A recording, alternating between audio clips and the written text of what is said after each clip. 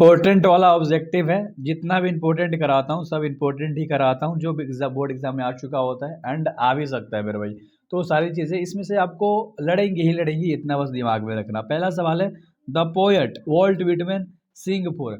Walt Whitman थे ना, वो गाते थे गीत उत, तो किस चीज़ के लिए? हिमसेल्फ, खुद के लिए गाते थे, ठीक ना। तो अच्छे से याद रखना, वॉल्ट विटमैन, ठीक है, हिमसेल्फ के लिए गीत गाते थे। ऐसे आप याद रख सकते हो घुमा फिरा के, क्योंकि क्वेश्चंस हिंदी में नहीं देता आपके एग्जाम में, right. Walt Whitman was born. Walt Whitman का जो जन्म था वो कब हुआ था? तो 1819 में, याद रख लेना, 1819 में वॉल्ट विटमैन का जन्म हुआ था, राइट। अगला सवाल है, vault Whitman was died in. अब वॉल्ट विटमैन की मृत्यु कब हुई थी? 1892 में, ठीक है, 1892, राइट मेरे भाई। एंड अगला सवाल है 4 नंबर का, डब्ल्यू.एच. Orton composed road. उन्होंने क्या लिखा था, ठीक ना। डब्ल्यू.एच. ऑर्डन ने कौन सा चैप्टर लिख रखा है? तो उन्होंने now the leaves are falling fast को लिख रखा है, याद रख लेना, डब्ल्यू.एच. ऑर्डन, ठीक है। अगला सवाल है, W H. Auden was born. W H. Auden का जो जन्म था ना, वो कब हुआ था? 1907 में, ठीक है। तो डी नंबर का ऑप्शन सही होगा, 1907 में।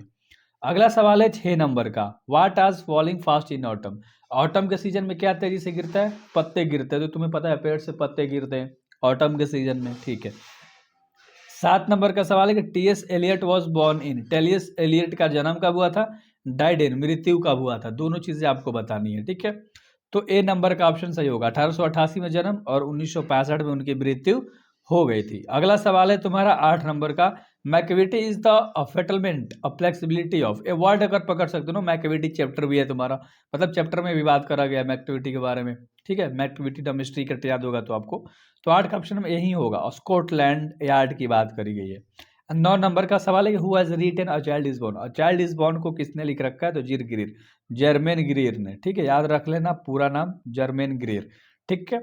और अगला सवाल है जो कि लास्ट सवाल है 10 नंबर का, महात्मा गांधी डाइड ऑन। तो महात्मा गांधी की मृत्यु 30 जनवरी 1948 को हुई थी।